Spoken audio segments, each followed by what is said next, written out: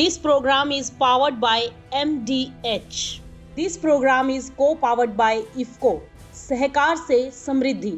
नमस्कार, market times TV में आपका स्वागत है। मैं हूं सुरेश मनचंदा और आप देख रहे हैं इस समय पर विशेष प्रोग्राम जो जुड़ा है बिहार से, और इस प्रोग्राम का नाम है बिहार किसान चावल में झोल।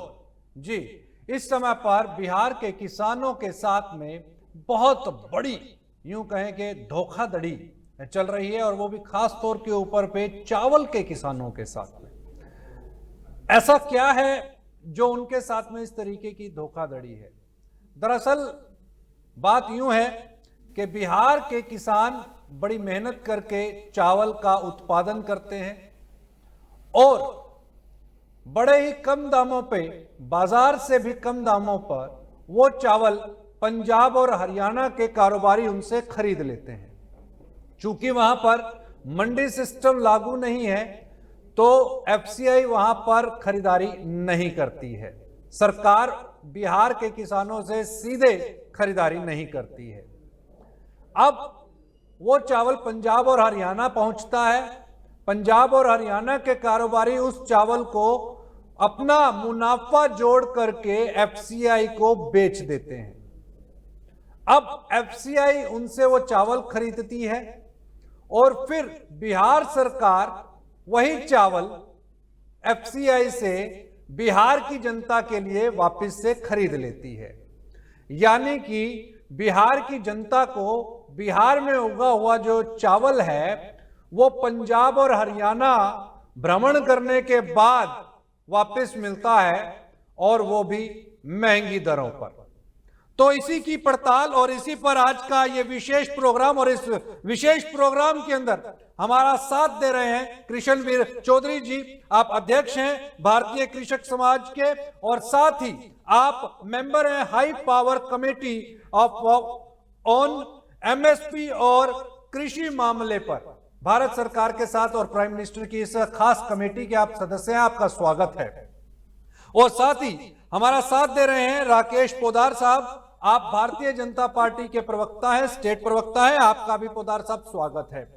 और साथ ही डॉक्टर कमला देव शुक्ला जी हमारे साथ में मौजूद हैं। आप सीनियर कांग्रेस लीडर हैं। आपका भी स्वागत है डॉक्टर साहब। मेरा सबसे पहला सवाल, चूंकि बिहार के अंदर में अब भारतीय जनता पार्टी की सरकार है और डबल इंजन की सरकार, और डबल इंजन की सरकार के साथ पहला सवाल मेरा कि पोदार साहब, ये क्या हो रहा है?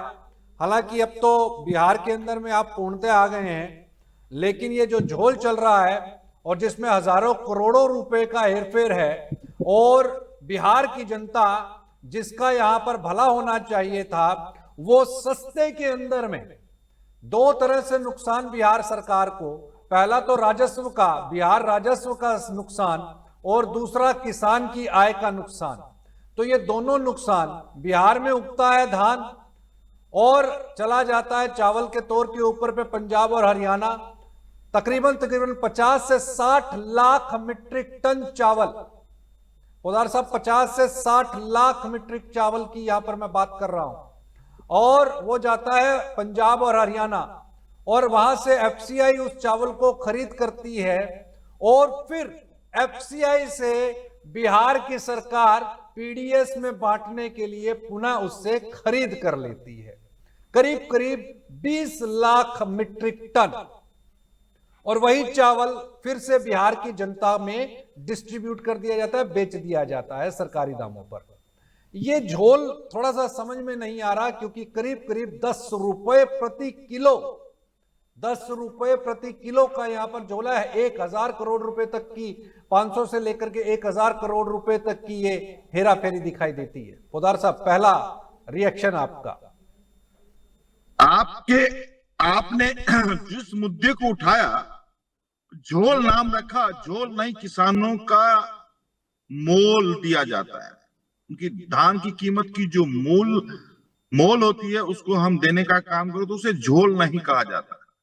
अब रही बात 2026 में एमएसपी के माध्यम से जो हमारा 50 लाख मीट्रिक टन क्षमता थी, हमारी सरकार, बिहार की सरकार ने खरीदने का काम किया, जिसमें चावल लगभग 65 से 70% चावल निकलते हैं।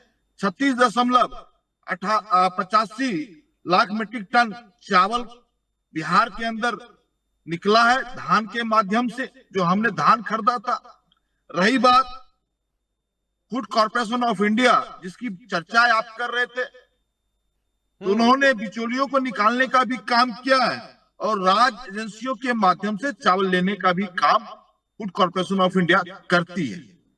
Number 1, food corporation of India का काम है कि धान देना, चावल लेना, धान को देने के बाद जो चावल की क्वालिटी होती है, उस क्वालिटी को देखते हुए वेयर हाउस के अंदर उसको रखा जाता है और उसके बाद फूड कॉर्पोरेशन ऑफ इंडिया हर राज्य के, चाहे किसी भी राज्य को पहुंचाने का काम फूड कॉर्पोरेशन ऑफ इंडिया करती है पीडीएस के माध्यम से। जो हमारी भारत सरकार जो 5 किलो अनाज की जो बात करती है, 5 किलो चावल हर व्यक्ति को देने की बात करती है, उस पर हम पहुंचाने का काम करते हैं। तो हमारी नीयत बिल्कुल साफ है। बिहार का किसान का खरीद का चावल, धान सीधा उनके खाते में बिहार सरकार पैसा पहुंचाने का काम करती है पीएससीसी के माध्यम से, जो हमने सिस्टम को भी मजबूत किया है बिहार के अंदर। 2026 में सीधा उनके खाते में डीबीटी के माध्यम से पैसा जाता है 24 से 48 घंटे के अंदर। ये तथ्य है और आप सिस्टम को भी, आप बिहार सरकार के सिस्टम में भी जाइएगा तो बिल्कुल आपको दिखाने का काम करेगी। और जो हमारे पहले किसी किसान मंत्री थे, कृषि मंत्री थे प्रमोद चंद्रवंशी जी ने, उन्होंने सदन में भी कहा था कि हमने 50 लाख टन मीट्रिक टन का हमने जो क्षमता थी, हमने खरीदने का भी काम किया है और लगातार खरीद रहे हैं। अभी हमारे किसान कृषि मंत्री रामकृपाल यादव जी हैं, उन्होंने भी सिस्टम को कहा और कहा कि हमने सिस्टम लागू कर दिया है। रही बात, जब से बिहार के मुख्यमंत्री ने सम्राट चौधरी जी ने बना है, उन्होंने कहा किसान उत्पादन के बल्क प्रोसेसिंग के बाजार मजबूत किए जाएंगे। उन्होंने कैबिनेट की बैठक में भी कहा है, लगातार कहा है और यहाँ तक कहा एमएसपी पर धान खरीद कर तेज करने और पीएससी की व्यवस्था को मजबूत करना है। अभी कैबिनेट की तीसरी बैठक में इसका प्रस्ताव भी पास हुआ है। तो आपको मैं कहना चाहता हूँ, कोई झोल नहीं, किसानों का मोल जो है धान का, उस पर हम खरीदने का काम करते हैं। बाकी रहा विपक्ष का काम है कि मुद्दे को उठाना, लेकिन किसान के लिए साहब बिहार में तो मंडी सिस्टम ही नहीं है। मैं इसी सवाल को कृष्णवीर जी के पास लेकर के चलूंगा। कृष्णवीर जी, मैं आपसे पहला, मैं आपको एक चीज और बता देना चाहता हूँ। आपने कहा कि वहां पे मंडी सिस्टम नहीं है, यही तो हमारी सरकार चाहती है कि पीएससीसी के माध्यम से सीधा किसान सरकार को दे। बीच में बिचौलियों का काम खत्म करने का काम हमारी सरकार ने लगातार उठाने का काम किया। अच्छी बात है, मेरा कहना है हम बिचौलियों को निकालने का काम कर रहे हैं। बिचौलियों का कोई फायदा नहीं, सीधा किसान का धान खरीदा जाएगा। किसान के डीपीटी के माध्यम से उनको पैसा पहुंचाने का काम हमारी सरकार कर रही है। यही तो हम करना चाहते हैं। बिचौलियों का काम वही खत्म कर दिया गया। रही बात आपने जो पोदार साहब, आप ये कहना चाह रहे हैं कि पैक्स के थ्रू ये जाना चाहिए, लेकिन पैक्स के थ्रू कितना जा रहा है? हालांकि मैं भी ये देख पा रहा हूं, जो डाटा आपने बताया है, ठीक है, वो सरकार की जो खरीदारी आप दिखा रहे हैं, क्या ये सही नहीं है कि बिहार से हर रोज हजारों की संख्या में चावल के ट्रक पहले पंजाब और हरियाणा की मिलों को रीच करते हैं और वहां पर करीब करीब 2.5 रुपए का मुनाफा वो जोड़ करके एफसीआई को बेच देते हैं और फिर एफसीआई से होते हुए वापस बिहार की जनता में जाता है? मैं इस पर पहला रिएक्शन सभी गेस्ट से ले लूं। मैं आपके पास आऊंगा कृष्णवीर जी, पहला रिएक्शन इस मुद्दे के ऊपर आपका। देखिए, जो व्यवस्थाएं चली आ रही थी उसमें खामियां थी, इसमें कोई दो राय नहीं है। हाँ। पंजाब के जो कमीशन एजेंट्स हैं और हरियाणा के कमीशन एजेंट्स हैं, वो बिहार के सीधे साधे किसानों से धान खरीद कर ला रहे थे और मिलर्स जो हैं उसका धान से चावल बनाकर और फूड कॉर्पोरेशन ऑफ इंडिया को आपूर्ति की जा रही थी। हाँ। पिछले वर्ष केंद्र सरकार ने इस पर अंकुश लगाने का भरपूर प्रयास किया और उसमें ये किया कि जो खतौनी है किसान की उसके आधार पर ही चावल जो है खरीदा जाना चाहिए। उन्होंने क्या किया कि अपनी खतौनी बना ली। जो पंजाब का कुल उत्पादन है उस उत्पादन में से देखिए पंजाब को खाने के लिए भी चाहिए, तो 100 लाख टन जो मीट्रिक टन जो अगर है तो ज्यादा से ज्यादा 80 मीट्रिक टन जो 80 लाख मीट्रिक टन चावल जो है एफसीआई को प्रोक्योर करना चाहिए था, लेकिन उसके बावजूद उन्होंने 120 लाख टन का जो है आपूर्ति करी। पंजाब के जो कमीशन एजेंट्स हैं वो बहुत बड़ी धांधली करते हैं एफसीआई के साथ मिलकर, इसमें कोई दो राय नहीं है। ये अभी 2026 की बात कर रहे हैं, ये अब सुधार करने की तरफ जो है बिहार सरकार ने एक प्रयास शुरू किया है कि वो सीधे प्रोक्योरमेंट करे। मेरा कहना ये है कि जो बिहार के किसानों का शोषण किया जा रहा था पंजाब के दलालों के द्वारा, उससे किसानों को मुक्ति देने के लिए चाहे वो पैक्स के द्वारा खरीद की जाए या बिहार का स्टेट ट्रेडिंग कारपोरेशन के द्वारा किया जाए, उसे एमएसपी पर किसानों का धान जो है जो ए ग्रेड है वो 2389 रुपए था पिछले वर्ष का, अब इसे बढ़ाकर 2461 रुपए कर दिया गया है। और जो धान साधारण धान था वो 2369 रुपए था, बढ़ाकर 2441 रुपए आगामी खरीफ के लिए किया गया। लेकिन मैं ये सच्चाई बता दूं कि वहां पंजाब के लोगों ने 1500 रुपए और 1400 रुपए कुंटल के हिसाब से बेइंतहा अनाप शनाप सीधे साधे किसानों से खरीद की है। खासतौर से उत्तर प्रदेश के जो बॉर्डर का एरिया है वहां इन्होंने बहुत ज्यादा धांधली मचाई है। और ये व्यवस्था आज से नहीं है सुरेश जी, ये व्यवस्थाएं दशकों से चली आ रही है और इसमें अब सुधार करने का प्रयास अब जो बिहार सरकार से भी मैंने कल भी बात करी थी, बात करके ये पता लगाने का प्रयास किया कि आपने कहां तक इसमें सुधार किया। उन्होंने खरीद शुरू करवाई है। मेरा कहना यह है कि जिस प्रदेश की जितनी खपत है उसको फूड कॉर्पोरेशन ऑफ इंडिया पहले उस प्रदेश के एक एक दाने को धान के चावल को खरीद करे और उस खरीद करने के बाद उसी चावल को पीडीएस में डिस्ट्रीब्यूट करवाया जाए, क्योंकि ये उठाना ले जाना, लोडिंग अनलोडिंग, ट्रांसपोर्टेशन, ये लूटमार, ये सब्सिडी का भारी लूटमार जो है इस तरीके के दलालों के द्वारा अब तक की जाती रही है। इस व्यवस्था को तत्काल 100% अंकुश लगाने की जरूरत है और किसानों का एक एक दाना धान का और जो चावल मिलर्स है वो ले या ना ले, लेकिन एफसीआई सीधे धान की खरीद करे, सीधे एफसीआई धान की खरीद करे। इस बात की जिम्मेदारी बिहार सरकार को लेनी होगी।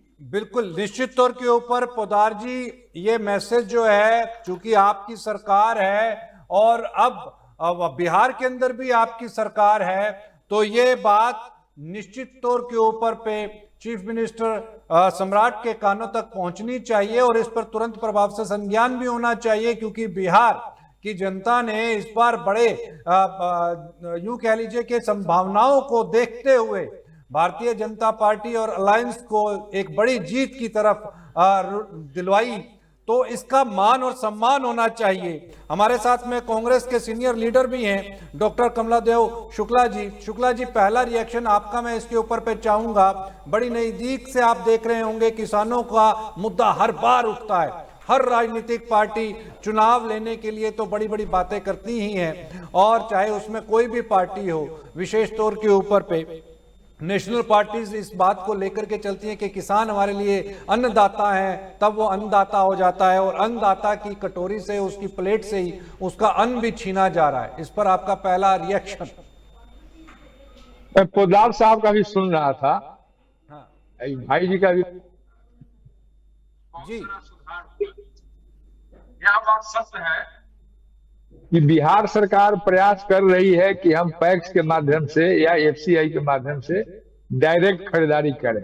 हाँ, लेकिन पैक्स तो बिहार सरकार के अंतर्गत है, उनके सहकारिता विभाग के अंतर्गत है। लेकिन मैं दावा के साथ कहता हूं कि आज के डेट में भी पैक्स जेन्युइन किसानों का मात्र 15 से 20% ही धान का खरीदारी कर पाते हैं। अनाप शनाप कागज बनाकर दूसरे के नाम पर वह धान की खरीदारी डायरेक्ट किसान के यहाँ खेत में जाकर व्यापारियों से कराते हैं और पैक्स में दिखाकर उसको बेचते हैं, मिलर के पास भेजते हैं। मिलर उनको चावल देता है धान के एवज में। इस बीच का जो प्रक्रिया है, धान को किसान के यहां से लाना या पैक्स को डायरेक्ट मिलर के यहां पहुंचाना, इसमें ट्रांसपोर्टेशन का भी जो खेल होता है, इसमें पैक्स के पदाधिकारी, चाहे वो प्रखंड के बीसीओ हो, डीसीओ हो, या ऊपर तक के जो पदाधिकारी हैं पैक्स से जुड़े हुए सहकारिता विभाग के, उन लोगों की मिली भगत से यह खेल होता है। और मैं दावा के साथ कहता हूं कि 99% किसानों को एमएसपी पर किसी भी चीज का खरीदार नहीं होता है। बिल्कुल नहीं इसका होता। दूसरा कारण ये तो चावल की बात है, मक्का का एमएसपी नहीं मिल रहा है। न, बिल्कुल सब चीज का। पहला कारण है पैक्स के माध्यम से सहकारिता विभाग में लूट मची हुई है और इसमें स्थानीय डीएम से लेके सहकारिता के जितने बड़े बड़े अफसर हैं, उस सारे लोगों का इन्वॉल्वमेंट रहता है। दूसरा, बिहार में जो पहले कृषि बाजार समितियां थी जो भंग हो गई, उसको भी रिवाइव अच्छे ढंग से नहीं किया गया है ताकि डायरेक्ट किसान कृषि बाजार समिति में जाकर अपने प्रोडक्ट को एमएसपी पर दे सके। तो इस मुद्दे को विपक्ष ने क्यों नहीं उठाया? इतना बड़ा मुद्दा है, किसानों के साथ जुड़ा हुआ। विपक्ष, सुनिए, विपक्ष हमेशा मुद्दा को उठाता है। एक बात सुरेश जी, विपक्ष हमेशा मुद्दा को उठाता है, लेकिन मुद्दा किसके पास? जहां सुनवाई हो। जिस सरकार में, डबल इंजन के सरकार में, ऊपर से लेके नीचे तक, सुरेश जी, शुक्ला जी जनता का सुनवाई और कार्रवाई शुक्ला जी, इस सरकार का जाना चाहिए था ना। जनता का दरबार तो था, उसको जनता के दरबार में, सुनिए ना, जनता के दरबार में यह मौका जाता है।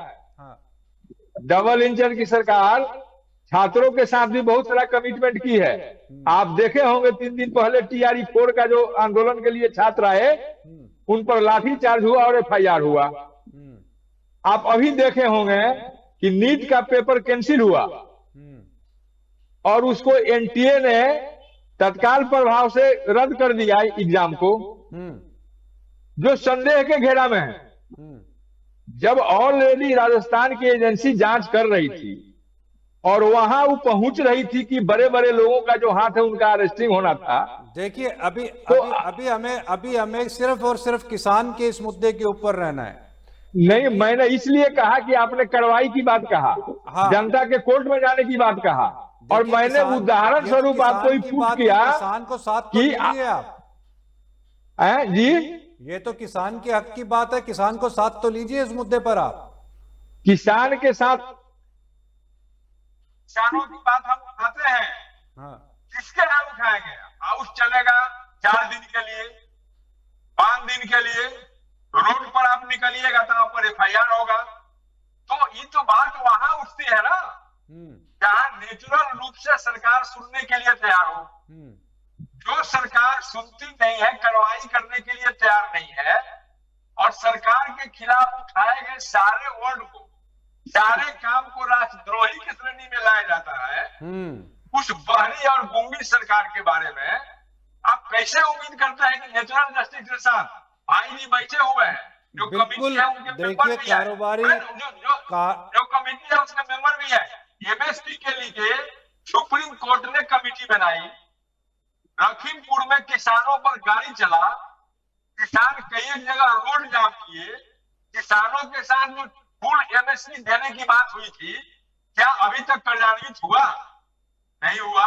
तो ये तो संघर्ष कंटिन्यूएशन में रहना चाहिए। हमारे साथ में किसान नेता अक्षांश भी इस समय पर मौजूद है। अक्षांश पंडित जी, स्वागत है आपका मार्केट टाइम्स टीवी पर। अक्षांश जी, आपने ये बात सुनी, बिहार के किसान धान उगा रहे हैं, बड़ी मेहनत से चावल अन्न पैदा कर रहे हैं, वो सस्ते में कोड़ियों के भाव पहले चला जाता है पंजाब और हरियाणा, वहाँ के मिलर फिर उसे एफसीआई को बेचते हैं, एफसीआई से फिर बिहार की सरकार खरीद करती है, पीडीएस सिस्टम के द्वारा फिर वो वापस बिहार की जनता में डिस्ट्रीब्यूट होता है। अरे भाई, बिहार की सरकार जी भैया। सीधे सीधे तौर के ऊपर पे बिहार के किसानों से वो माल सीधे क्यों नहीं खरीद करती, चाहे वो पैक के सिस्टम से ही क्यों ना हो, वाया वाया होकर के क्यों जाना पड़ रहा है? देखिए सुरेश जी, आपका बहुत बहुत धन्यवाद। आप बहुत अच्छे मुद्दे मार्केट टाइम न्यूज के माध्यम से किसान जनहितैषी मुद्दों को हमेशा आप उठाते चले आए हैं। जी चाहे भी बिहार के मखाना किसानों के बारे में भी आपने बड़ी बृहत्ता से इस मुद्दे को रखा था, और बहुत बहुत धन्यवाद करता हूं मैं मार्केट टाइम न्यूज का। सुरेश जी, मेरी आवाज आप तक पहुंच पा रही होगी शायद। बिल्कुल बिल्कुल, आपकी आवाज आ रही है। सुरेश जी, मामला क्या है, हमारे जितने भी सहयोगी पोद्दार साहब बात कर रहे थे, कांग्रेस के हमारे सहयोगी बात कर रहे थे, जितने भी मुद्दे जिसको हम लोग बहुत ढेर सारा घूम फिर करके बात कर रहे हैं, सरकार ने ये किया, विपक्ष ने वो किया, विपक्ष ये कर रही है, सरकार वो कर रही। सही बात तो ये है कि कोई भी राजनीतिक दल, और जब जब किसानों के मुद्दों की बात आती है और जिस भी मुद्दे की बात आती है, ये सुरेश जी आज आपने कम से कम इस मुद्दे को प्रसारित करने का काम किया है। बिल्कुल, मार्केट आपको टाइम्स टीवी का प्लेटफॉर्म बना ही इसी पर्पज से है, किसानों की आपको- आवाज उठाई जाए। राइट, आपको मैं बता देना चाहता हूँ, ये मतलब अब हकीकत बात तो ये है कि इस मुद्दे पे भी बात करने की अपेक्षा पूर्णतया नहीं है। यह मुद्दा आज का मुद्दा नहीं, ये 25 साल पुराना मुद्दा है, जिस मुद्दे को लेकर के भारतीय किसान यूनियन ने कई बार विभिन्न प्रकार के कार्यक्रमों में, संगठनों में, या जब जब ऑफिसर्स भारत सरकार के मुख्य पटलों पर इस विषय को रखने की बात की गई, जब ये सांप नाग और नागनाथ वाले लोग हैं, जब किसी बात को सुनना नहीं है और जिस बात को समझना ही नहीं है, और रही बात, ऐसा नहीं है कि कोई ये एक पर्टिकुलर सरकार का विषय है, यह विषय जो भी दल के लोग जब सत्ता में आते हैं, ये विषय कोई बहुत नया विषय नहीं हो रहा है जिसके बारे में कोई नए तरीके से बात करने की आवश्यकता है। यह काम आज से नहीं हो रहा, ये बहुत पुराने समय से चल रहा है, और कोई बिहार में नहीं चल रहा है, उत्तर प्रदेश में भी चल रहा है, मध्य प्रदेश में भी चल रहा है, हर जगह चल रहा है। ये राष्ट्रीय स्तर पर, ये कोई बिहार या पर्टिकुलर किसी स्टेट का मुद्दा नहीं है कि हम इसके माध्यम से खरीद करें, उसके माध्यम से खरीद करें, ये होना चाहिए, वो होना चाहिए। इनमें हजारों की संख्या में डिबेट हो चुकी है इन मुद्दों पे, लेकिन इन डिबेट्स का रिजल्ट बिल्कुल 0 0 और 0। मैं आज आपको बताना चाहता हूं सुरेश जी, जो सरकार की जो भी ये प्रक्रिया है, इस प्रक्रिया के बारे में, इस पॉलिसी को बनाने वाले जो भी आईएएस अफसर है, जो देश की व्यापक खरीद के बारे पर लगातार विभिन्न सदस्यों के माध्यम से, संगठनों के माध्यम से, प्री बजट सेशन के माध्यम से हमेशा डिस्कस होता है, और हमेशा ही जितनी भी आप डिबेट पर आज चर्चा हो रहे हैं, जब भी अभी देश का वित्त मंत्रालय का जब बजट आने वाला होता है, उसके पूर्व में भी, और जब किसान संगठनों को कृषि मंत्रालय के द्वारा जब अपनी राय रखने के लिए किसी पर्टिकुलर खरीद के विषय पर भी कई किसान नेताओं को अपनी राय रखने के लिए जब बुलाया जाता है, इस मुद्दे को बहुत बारीकी से बताया गया है कि भैया ये चीजें आपके द्वारा जो की जा रही हैं, इससे किसानों को कितना ढेर सारा नुकसान हो रहा है, सरकार को कितना ढेर सारा नुकसान हो रहा है, व्यवस्था को कितना ढेर सारा नुकसान हो रहा है। इस व्यवस्था का अगर परिवर्तन किया जाएगा तो किसान परिवार को भी लाभ होगा, सरकार को भी लाभ होगा, व्यवस्था को भी लाभ होगा। लेकिन जब इन पूरी बात के बाद बहुत ढेर सारे टाइप की मीटिंग्स रखनी है, रोज उन पे चर्चा करनी है, लेकिन किसी को भी उस पे इम्प्लीमेंट ना करने जैसी बात करनी है, तो ये जितने आंकड़े हैं, मुद्दे हैं, इनको गिनाने से कोई बहुत ढेर सारा लाभ होने वाला नहीं है। नहीं, दो लाइन में किसानों की जो एकजुटता की ताकत है, वो तो पूरा देश जान रहा है और समझ भी रहा है और देख भी चुका है। तो जो क्या अब ये मायने समझे जाएं, जिन भी राज्यों की आपने बात की, चाहे वो उत्तर प्रदेश है, बिहार है, या कोई और दूसरा अन्य राज्य है, क्योंकि कृष्णवीर जी भी यहाँ पर मौजूद हैं और आप भी हैं, दोनों ही आप बड़े किसान नेता हैं, तो क्या किसानों को अब ये कहना पड़ेगा कि साडा हक इत्थे रख? बिल्कुल सुरेश जी, अब आपने मुद्दे की बात की, बिल्कुल शानदार बात आपने की। बिल्कुल यही होगा, तभी देश की व्यवस्था में परिवर्तन होगा। हाँ, चूंकि सुरेश जी, इस चीज को समझ लेने की आवश्यकता है कि जब जब भी किसानों ने अपनी बात को, चाहे वो कृषि कानूनों को लेकर के बात रही हो, उस आंदोलन को लेकर के बात रही हो, और हमने पूरे आंदोलन और हमने पूरी लगातार आज तक भी आप चूंकि मार्केट टाइम न्यूज और मिस्टर सुरेश, आप हमेशा से किसान हितैषी बिंदुओं पे आपने काम किया, इसलिए मैं सकारात्मकता से आपसे इस बात को कहना चाहता हूँ बिल्कुल। कि इस चीज को हम यही लोग बात कृष्णवीर जी आपसे पूछना चाहूंगा, क्या अब वो समय आ गया है कि बिहार के किसान ये कहें कि जी साडा कहते रख भाई, सरकार खरीद करे और अच्छे प्राइसेस के ऊपर खरीद करे, जो पीडीएस के माध्यम से आप एफसीआई से माल परचेज कर रहे हैं वही पैसा हमें दिया जाए? सुरेश जी, मैंने तो कमेटी में अपना सुझाव साफ शब्दों में कहा है। पहली बात तो ये कि प्रदेश का अपना अनाज प्रदेश में खरीदा जाए, बिल्कुल। और दूसरी बात यह है कि बाजार को इन शर्तों के साथ खोला जाए कि न्यूनतम समर्थन मूल्य से कम पर कोई खरीदी ना हो, जिससे किसान का शोषण बंद हो।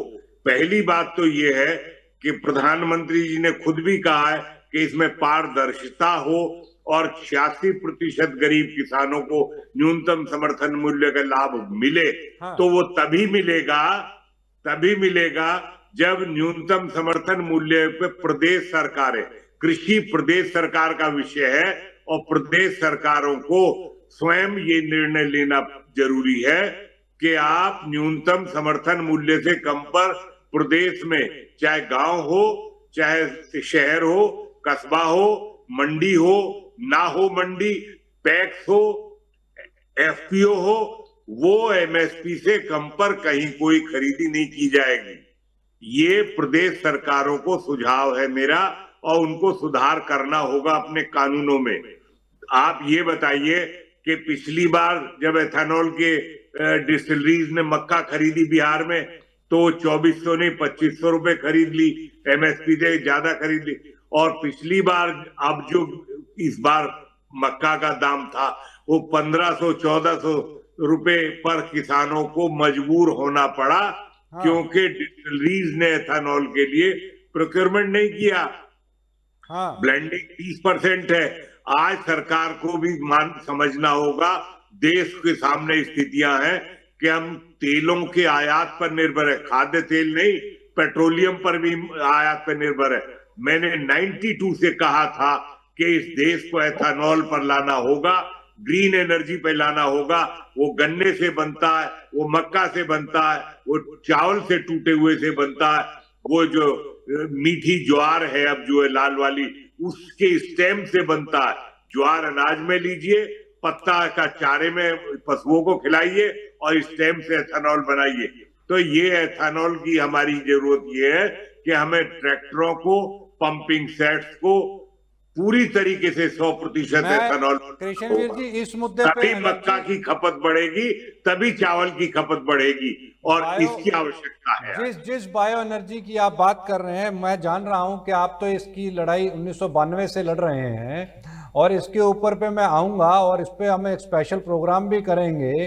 लेकिन जो एथेनॉल की हम आज बात कर रहे हैं, इसको आप 1992 से लेकर के चल रहे हैं और काफी प्लेटफॉर्म्स पे आपने इस बात को रखा भी है। लेकिन अभी जो मुद्दा यहाँ पर दिखाई दे रहा है पोदार साहब, चूंकि इस बार हमने सीजन के दौरान ये भी देखा कि गेहूं की जो पैदावार है, वो जो गेहूं एमएसपी 2585 रुपए का है, यहाँ बिहार की मंडियों के अंदर में 2150, 2250 रुपए पर भी किसानों ने बेचा।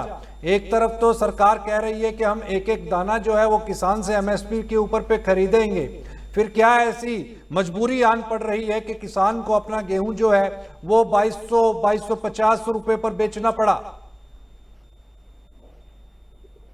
देखिए, आपने गेहूं की बात कही, चाहे मक्के की बात कही, हमारी सरकार लगातार गेहूं खरीदने के लिए एमएसपी के माध्यम से भी गेहूं खरीदा है और मक्का भी खरीदा है। लेकिन इस बार बिहार के अंदर मक्का इतना उत्पाद हुआ है, जहां मक्का होता है, मैं वहीं से आता हूं, वहां आज भी मक्का जो कह रहे थे भाई साहब हमारे की 1500-1600 था, लेकिन जब किसानों ने दिया था या किसी ने जमा किया था, उस समय भी 1900 रुपए में किसानों ने मक्का दिया था। लेकिन मार्केट में हल्ला हो गया था कि 1500-1600 में मक्का खरीदा जाता, नहीं, आज भी किसानों से जो मक्का बचा हुआ है वो 2200-2300 रुपए में खरीद रही है और किसान दे रहे हैं। क्योंकि हमारे यहाँ जो जिस डिस्ट्रिक्ट से मैं आता हूँ, खगड़िया, मुंगेर, नौगछिया, भागलपुर के और पूर्णिया के इलाके में मक्का होता है और किसान ने, आज हमारे यहाँ के हर किसान ने, जिनके पास बड़े किसान हैं, उन्होंने वेयर हाउस बनाकर मक्का अपने गोदामों में रखने का काम करते हैं। जब मक्का की शॉर्टेज होती है देश में, जब मक्का की जरूरत होती है, जो मिलें होती हैं, जो चाहे ब्रिटानिया हो, चाहे कोलेस्ट्रॉल बनाने वाला कोलेस्ट्रॉल कंपनी हो, जो भी बनाती है, वो मक्के को खरीदने का काम इस समय भी करती है। आज हमारे किसान आज भी 2300 रुपए 2400 रुपए में मक्का देने का काम कर रही है। रही बात बिहार के अंदर हमारे 8500 साकरिता, जो हम जिनको पैक्स कहते हैं, उस पैक्स के माध्यम से हमने धान खरीदा है। बिहार के अंदर हर ब्लॉक में जो हमारे साकरिता जो है, पैक्स के जो अध्यक्ष होते हैं, वो धान खरीदने का काम हमने लगातार किया है। हमारी जो समिति है वो बार बार इसको बढ़ावा देने का काम कर रही है। रही बात पौधार साहब, उसको दुरुस्त करने की जरूरत है। आपने मक्का का उदाहरण दिया, मैं आपको बताऊं 2400 रुपए मक्का का एमएसपी और बिक रहा है, आपका 1500 रुपए से बिकना शुरू हुआ था। आपने सही प्रश्न किया काफी देर बाद, अब आपने सही क्वेश्चन किया, बिल्कुल राइट क्वेश्चन। 1900 रुपए के आसपास इस समय पर भाव है और 500 रुपए नीचे पे मक्का बेच रहा है वहां का किसान। एथेनॉल इंडस्ट्रीज से डिमांड नहीं निकल करके आ रही है, क्योंकि एथेनॉल इंडस्ट्री के लिए उसने उसको उगाया था, एक सपना दिखा था कि एथेनॉल इंडस्ट्री के अंदर में मक्का की बड़ी खेप जाएगी। और इस बार तो जो आपका बिहार है, रबी की जो क्रॉप आई है मक्का की, बड़ी जबरदस्त और अच्छी है। लेकिन अब किसान क्या करे? आपने उसको बताया कि भैया हम आपका मक्का खरीदेंगे, आप मक्का की तरफ आ जाइए। चावल के किसानों को आप बोल रहे हैं कि चावल छोड़िए, आप मक्का की खेती कीजिए। अरे मक्का की खेती तो वो कर लेंगे, लेकिन एमएसपी के नीचे कैसे बेचे वो भाव? देखिए, आपका सवाल बिल्कुल सही है। मैं आपके सवालों का ही जवाब देता हूं। किसान के जो हमारे नेता बैठे हुए, मैं उनका सम्मान करते हुए उन्होंने जो प्रश्न पूछा, मैं जवाब देना चाहता हूं। हाँ। बिहार के अंदर इथेनॉल के माध्यम से 25 इंडस्ट्री को लगाने की बात, फैक्ट्री लगाने की बात हुई है। आज नहीं, जब नीतीश कुमार जी हमारे पूर्व मुख्यमंत्री थे, उन्होंने लाया था और कैबिनेट में विस्तार रूप से पास हुआ। इस पे भी काम कर रही है हमारी सरकार। और गन्ना के माध्यम से भी इथेनॉल का जो उत्पाद होता है, उस पर हमारी सरकार लगातार काम कर रही है। और 25 फैक्ट्री लगाने का काम बिहार में कैबिनेट की मंजूरी हो चुकी है, पैसा भी रिलीज हो चुका है। कुछ दिनों के अंदर वहां पे फैक्ट्रियां चालू हो जाएगी। जो फैक्ट्रियां बंद थी, 15-16 फैक्ट्रियां बंद थी, उसको भी हम लोग चालू कर रहे हैं। रही बात बिहार की बात कर रहे हैं, बिहार में मक्का का जो उत्पाद होता है, उसको लेने के लिए अभी से ही बिहार में इंडस्ट्री वाले पहुंच चुके हैं। एमएसपी रेट से ज्यादा भी लेने के लिए तैयार रहते हैं, मक्का मिलता नहीं है। इसलिए मैं कहना चाहता हूं कि हमारी सरकार, बिहार सरकार लगातार पैक्स के माध्यम से हो, चाहे सरकार की खुद अच्छा, खरीदने अगर मैं के आपसे माध्यम ये से हो। जानना चाहूं, मक्का कितने एमएसपी पर खरीदा गया? नहीं खरीदा गया, नहीं खरीदा गया, नहीं खरीदा गया। सुरेश जी, मैं कुछ कहना चाहता हूँ इस विषय पर। जी पंडित जी, देखिए, इस चीज को रात भर कहलवाइए, दिन भर कहलवाइए, कई महीनों कई साल कहलवाइए, ये विषय जो महत्वपूर्ण विषय है, इस पर बात करने को कहिए। जो हमारे पोद्दार साहब बात कर रहे हैं, या हमारे जो बिहार से भी साथी जो जुड़े हैं, वो हमारी बात जो कर रहे हैं, उनको समझाने की कोशिश करिए कि देखिए, आंकड़ों पे कागजों में पढ़ पढ़ बोलना वो ठीक नहीं है। जमीन पर आकर के हम लोग बात समझें और जमीन की हकीकत को समझने की कोशिश करें, क्योंकि हम सब लोग किसान परिवार से आते हैं। हमारे सबका परिवार कहीं ना कहीं प्रत्यक्ष अप्रत्यक्ष रूप से किसानों के बिना जीवन अधूरा है। और किसानों को अगर उनके हक की बात अगर करनी है तो चश्मा लगा करके नहीं, चश्मा उतार करके किसान हित पे बात होगी। आपको मैं बहुत करीब से सुरेश जी बता देना चाहता हूं कि किसी भी राज्य में, चाहे जिस माध्यम से हो, पूरे किसान आंदोलन केवल एक ही चीज की लड़ाई चलती रही। वो लड़ाई का विषय था कि एमएसपी का रेट दो, और एमएसपी में जो भी रेट हो, वह चाहे वह व्यक्ति हो, चाहे बाहर के कोई दुकानदार खरीदे, कोई एजेंसी खरीदे, कोई कंपनी खरीदे, वो हर चीज वो एमएसपी के रेट पे ही खरीदी जाएगी। और अगर एमएसपी को आप वैधानिक दर्जा दे देंगे, अगर इस पे इससे कम रेट पे कोई खरीदी करता है तो उसके साथ वैधानिक कार्रवाई होनी चाहिए। तीसरी सबसे महत्वपूर्ण बात कि अगर हकीकत में बिहार की सरकार जो किसान हितैषी होने का दावा कर रही है, और किसान हितैषी होगी, हर सरकारें अपने अपने हिसाब से काम करने की बात कहते हैं। अभी आपने कुछ दिन पहले देखा भी होगा कि मध्य प्रदेश के जो माननीय मुख्यमंत्री मोहन यादव जी हैं, उन्होंने बेचारों ने हकीकत में बहुत कोशिश की किसानों की व्यवस्था को सुधारने के लिए, कि जो सरकारी अभी बात हम लोग बता रहे हैं, इसके माध्यम से खरीदो, उसके माध्यम से, वो जो मध्य प्रदेश के भी किसान इसी समस्या से ग्रसित है, और वो वहां भी खरीद के लिए स्लॉट बुक कर रहे हैं, लगातार कई कई दिन पड़े हुए हैं। माननीय मुख्यमंत्री जी ने जब इस पर ये कोशिश की कि जो खरीदारी सही तरीके से हो रही कि नहीं हो रही है, इस पे जब बात करने का इन्होंने जब प्रयास किया, मौके में कई औचक निरीक्षण हुए, तब पता चल रहा है कि एमएसपी पे रेट पे कहीं भी खरीदी, मतलब अगर आप मान लीजिए कि 100 में से 80% जगह पर एमएसपी रेट पे खरीदी हो ही नहीं रही। दूसरी बात, यही चीज तो हम उठा रहे हैं कि भाई आप वायदे कर रहे हैं, किसान आपकी उस वायदे के ऊपर पे फसल को उगा रहा है, आपकी जरूरत को पूरा कर रहा है, लेकिन उसके बाद अभी हमारे एक साथी बता रहे थे कि वहां पर मक्का की जो रेट है वो इतना महंगा हो गया, और लेने वाले वहां पहले से पड़े हुए। अरे भैया, हम प्राइवेट तौर पर अपनी गणित गुणा से हम उसको 10 गुने में बेच दें, उसमें सरकार की क्या थराई है भाई? सरकार जो दावा कर रही है कि किसानों को हम आय को दोगुना कर देंगे, हम अब आपको बताते हैं इसमें खेल कैसे होता है। क्योंकि हम लोग जमीन पे काम करते हैं, कोई स्क्रीन में बैठ करने के केवल बात करने वाले लोग नहीं। आप समझिए होता खेल कैसे। मैं जाऊंगा शुक्ला जी, भाई आप तो विपक्ष में बैठे हैं, मक्का के किसान जो हैं बिहार के, मक्का उगाई आपकी इंडस्ट्री की खपत को पूरा करने के लिए, तो सरकार तो बल्कि अगर एमएसपी के ऊपर पे एक भंडारण कर भी ले तो ये तो बेहतर है ना, और एमएसपी के ऊपर पे खरीद करके वो खुद आगे बेहतर प्राइसेस के ऊपर पे उसको बेच भी सकती है, किसानों को सपोर्ट मिल सकता है इसके ऊपर पे। भाई विपक्ष इसमें क्या कर रहा है? विपक्ष की भी तो कोई जिम्मेदारी होती होगी किसानों के। विपक्ष की जिम्मेदारी होती है कि जो किसानों की समस्या है उसके प्रति सरकार का ध्यान, तो सही तरीके से लेकर के तो नहीं जा पा रहे सरकार के पास आप। ध्यान आकृष्ट करने के बाद सरकार को इम्प्लीमेंट करना। मैं तो बात उठाया, सरकार ने पैक्स के माध्यम से खरीदारी की बात कही, हाँ, लेकिन 80% पैक्स के पास गोदाम नहीं है। और आज हालात यह है कि अगर वो धान खरीद लिया और मिलर को धान पहुंचा दिया, तो मिलर से उसको पैसा नहीं मिला पैक्स को। हाँ, अब पैक्स को जब पैसा नहीं मिला तो किसान को भी पैसा नहीं मिला, तो जो पैक्स एमएसपी पर खरीदा वो किसान को 6 महीने के बाद पेमेंट कर रहा। ये बहुत सही बात शुक्ला जी ने उठाई, शानदार बात, बहुत बहुत शानदार, तो 6 महीने के बाद वो पेमेंट कर रहा है, क्यों? राइट। जब सरकार कहती है कि हम पैक्स को गारंटी पर लोन देते हैं और लोन पर वो इंटरेस्ट देती है, तो आखिर किसानों को 6 महीने के बाद पेमेंट क्या होता? इसमें हमको क्यों डिजिटल कैंपेनिंग से नहीं जोड़ रहे हैं भाई? इसको हमको तुरंत डिजिटल कैंपेनिंग से जोड़िए। बिल्कुल, क्योंकि इस बीच के मैकेनिज्म को समझिए।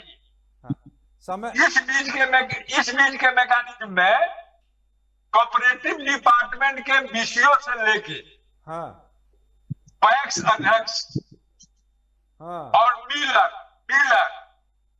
बीच में एफसीआई, इस सब लोगों का कमीशन का रेट बढ़ा हुआ।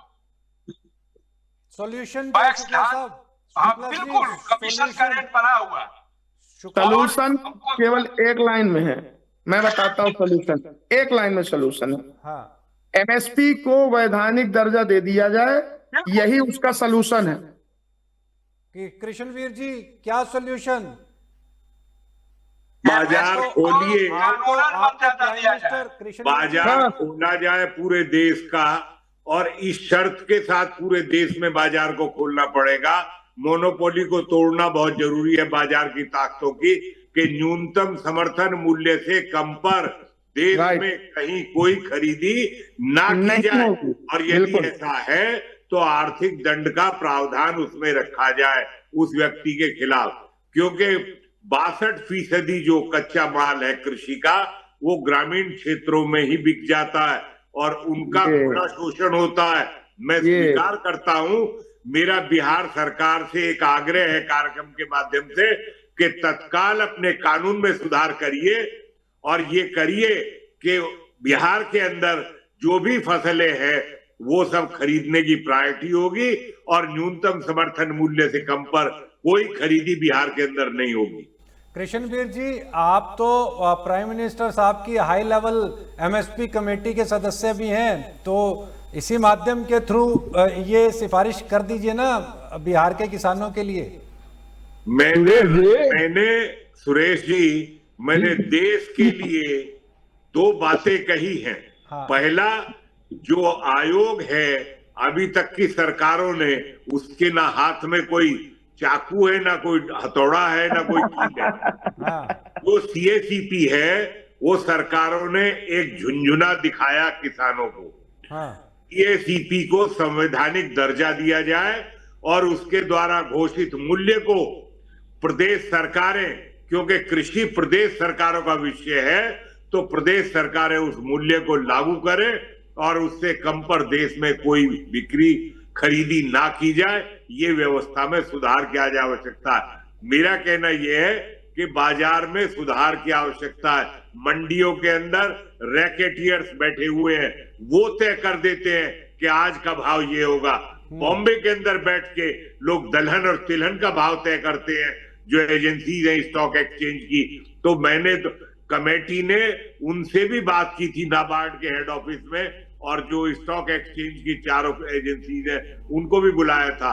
तो हमने उनसे कहा था कि आप ये बताइए कि आप किस तरीके से तय करते हैं। आप लोएस्ट कैप जो है वो न्यूनतम समर्थन मूल्य को रखिए, उससे ज्यादा हम कुछ सुनना नहीं चाहते हैं। ये बात हमने कही है खुले रूप में कमेटी में। जो सुरेश जी, मैं एक अपना व्यू रखना चाहता हूँ, आप मेरे समय की कमी है। बस और मैं एक बात और कहता हूँ जी। अभी भारतीय कृषक समाज ने कर्नाटक में बेलगांव में किसानों का आंदोलन इसलिए करना पड़ा कि 3500 करोड़ का गन्ने का भुगतान वहां नहीं हो रहा था। हाँ। आप देखिए एक हफ्ते के अंदर उसका भुगतान की व्यवस्था वहां तत्काल अधिकारियों ने की और वो 3500 करोड़ का भुगतान किया गया है। ये चीजें किसान की कोई दोष नहीं है।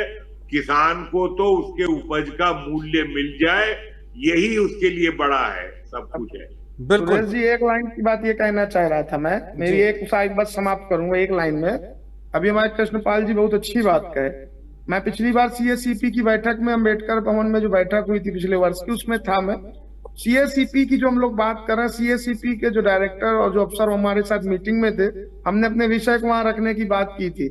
जब मैंने 14 मिनट के उद्बोधन में अपनी बात को रखा कि किसानों के जीवन को कैसे बेहतरी किया जाए, कौन कौन संस्थाएं और कौन कौन विभाग मिलकर के इनको काम करेंगे, तो सीएसीपी के डायरेक्टर महोदय ने बहुत अच्छी बात कही थी कि भाई साहब, जिन जिन विषयों के लिए आप बात कर रहे हैं उन विषयों के लिए हमको पावर ही नहीं है कि हम बात क्या कर पाएंगे, और सीएसीपी का केवल काम है आपकी बात को ले जाकर विभाग को रख देना। तो हमने कहा डायरेक्टर महोदय, अपना भी 1.5 घंटे का टाइम बर्बाद करने के लिए और हमारा भी 1.5 घंटे का समय बर्बाद करने के लिए क्यों आखिर इस मीटिंग को रखा गया। कृष्णपाल जी ने बहुत अच्छी बात कही कि किसी भी सदस्य के पास केवल एक झुंझुना है, वो बेचारा अपना कोई बात कह पा रहा है, लेकिन आधिकारिक तौर पर उनकी बात सुनने के लिए उन संस्थाओं की कहीं भी जवाबदेही नहीं तय हो पा रही है, चाहे वो सीएसीपी हो, चाहे वो संस्थाएं जो कृषि कल्याण के नाम पर बहुत ढेर सारी संस्थाएं जो भारत सरकार के द्वारा चलाई जा रही है, और वो जिम्मेदार सदस्यों को, जिनको उनको सदस्य बनाया गया है, उनके सुझावों पर अगर कोई पर्टिकुलर जमीन तक काम नहीं किया जाएगा, तब तक इन चीजों का निचोड़ नहीं हो पाएगा।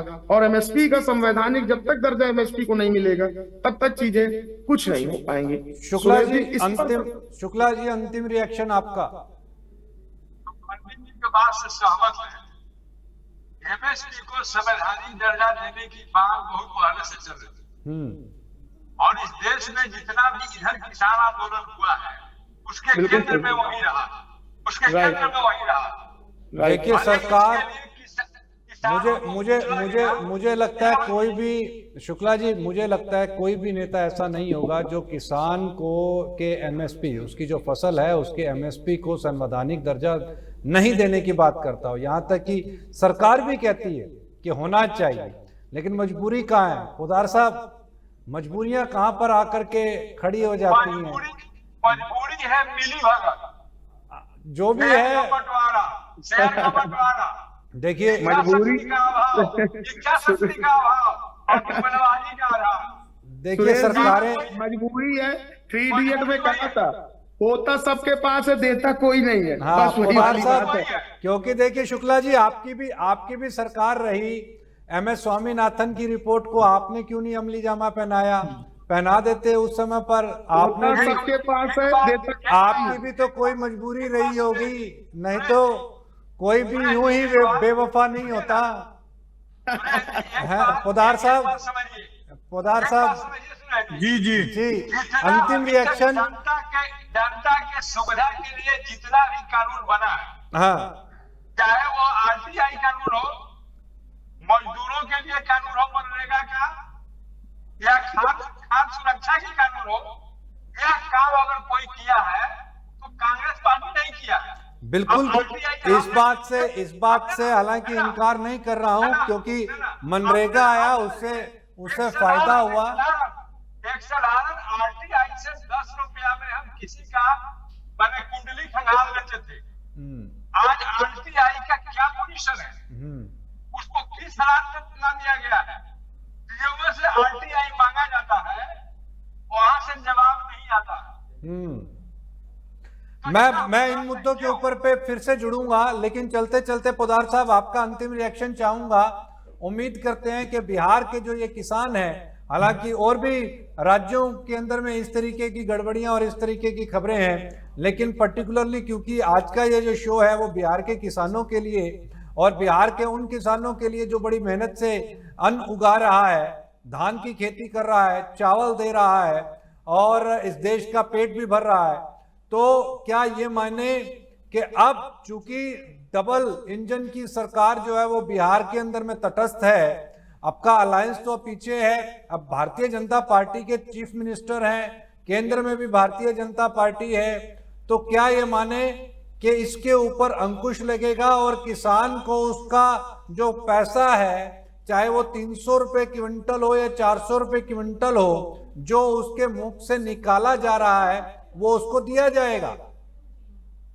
देखिए, इस देश का किसान हमारा एक बहुत बड़ा परिवार है। देश के प्रधानमंत्री जी भी कहते हैं किसान एक जाति है, एक समुदाय है। बिल्कुल। और मैं उस पे हमारी सरकार लगातार, चाहे मुद्रा योजना के माध्यम से किसान के सीधा खाता में पैसा भेजना हो, हमने किसानों के लिए लगातार काम किया। इस देश का स्तंभ है किसान। किसान नहीं होता तो हम आप आगे नहीं बढ़ सकते हैं, हमारा पेट नहीं भर सकता, चाहे जितनी बड़ी पूंजी हो, लेकिन पेट भरने के लिए किसान ही अनाज देते हैं। इसलिए सम्मानित है। तो सरकार भी हमारी चाहती है और लगातार करना चाहती है, लेकिन जिस प्रश्न को आज में आपने उठाने का काम किया, हमारे बड़े नेताओं ने बैठने का काम किया चैनल के माध्यम से, तो मैं लगातार बिहार सरकार इस पे सुधार कर रही है। और कैबिनेट की तीसरी, सम्राट चौधरी जी मुख्यमंत्री जब से बने हैं, तीसरी कैबिनेट में उन्होंने किसानों के लिए अलग से एक बैठक बुलाई, जिसमें आप देख सकते हैं, आप निकाल भी सकते हैं कि कैबिनेट में क्या प्रस्ताव लाया गया। प्रस्ताव के माध्यम से एमएसपी पे भी काम कर रहे हैं और लगातार करेंगे। रही बात, कांग्रेस के नेता बोल रहे थे, किसान की बात थी, हम नहीं चाहते थे कि पक्ष और विपक्ष हो, किसान के उज्जवल भविष्य की बात तो होनी चाहिए मार्केट टाइम्स चैनल पर, लेकिन इन्होंने विपक्ष की बात कही। इनके ही प्रधानमंत्री और हमारे भी प्रधानमंत्री स्वर्गीय राजीव गांधी जी कहते हैं कि मैं 95 पैसा भेजता हूँ, 100 पैसा भेजता हूँ, 95 रास्ते में रह जाते, 5 पैसे नीचे धरातल पे जाते हैं। लेकिन हमारी सरकार किसानों के लिए डीपीटी के माध्यम से, एमएसपी के माध्यम से सीधा किसानों में, किसान के खाते में, देखिए खाते के अंदर पैसा जा रहा है किसान के, इस बात से इनकार नहीं है। और जिन किसानों से एमएसपी के ऊपर पे खरीदारी हो रही है उसका भी पैसा जा रहा है, लेकिन कितने प्रतिशत किसानों से एमएसपी के ऊपर पे खरीदारी हो रही है, ये बड़ा सवाल है। और हम चाहते हैं कि देश का जो किसान है उसको, सभी को, सभी राज्यों के किसानों को, ना सिर्फ पंजाब और हरियाणा के किसानों को, बल्कि देश के दूसरे राज्यों के किसानों को भी उसी चश्मे के साथ देखना चाहिए जिस चश्मे से आप हरियाणा और पंजाब के किसान को देखते हैं। बस यही इतनी सी बड़ी बात है। आप सभी पैनलिस्ट का बहुत बहुत धन्यवाद, शुक्रिया। उम्मीद करते हैं कि ये जो बात है, ये जो आवाज है, ये निश्चित तौर के ऊपर पे बिहार की सरकार के कान में जाएगी, केंद्र के सरकार के पास जाएगी और इसके ऊपर पे बिहार के किसानों के लिए कुछ ना कुछ खुशखबरी जरूर निकल करके आएगी। कहीं मत जाएं, देखते रहे market times TV. This program is powered by MDH. This program is co-powered by IFCO. सहकार से समृद्धि।